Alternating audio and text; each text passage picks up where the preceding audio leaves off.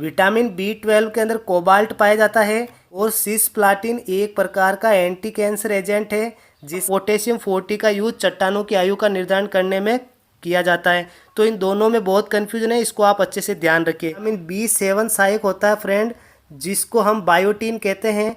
हमारे शरीर में लोहे के अवशोषण को बढ़ाने का काम विटामिन C करता है। फ्रेंड, ऑक्सीकरण का मतलब होता है किसी यौगिक से ऑक्सीजन जुड़ना या हाइड्रोजन का निकलना।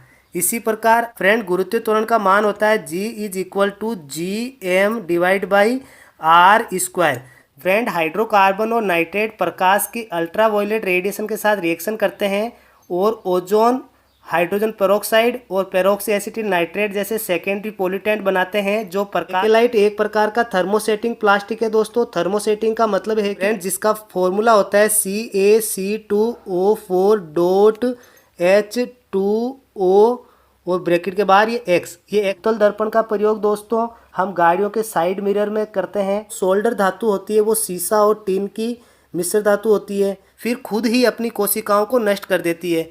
उसके बाद माइटोकॉन्ड्रिया को दोस्त, और इससे ज़्यादा आगे जाने पर हमको कास्ट आयरन मिलता है। फ्रेंड, जो दोलन काल है वो T बराबर होता है 2π√L/G। गर्मी पड़ती है तो लंबाई क्या हो जाती है, इंक्रीज हो जाती है। जब मृग तृष्णा का प्रमुख कारण पूर्ण आंतरिक परावर्तन होता है तथा जो अपवर्तन है वो इसका सहायक कारक होता है।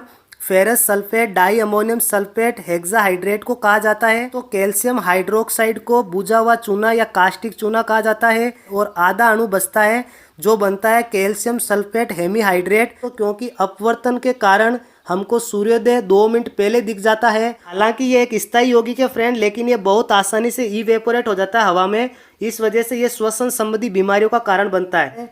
तथा सिल्वर नाइट्रेट को लूनर कास्टिक कहा जाता है और रेडियो एक्टिव परमाणु एक न्यूट्रॉन को एब्जॉर्ब करके 2 नए एटम में टूटता है। और याद रखना है और एक चीज और ध्यान रखनी है कि फ्रीक्वेंसी बढ़ने के साथ साथ वेव की एनर्जी भी बढ़ती जाती है। जहाँ पे m0 दोस्तों उसका रेस्ट द्रव्यमान है और v उस वस्तु की वेलोसिटी है।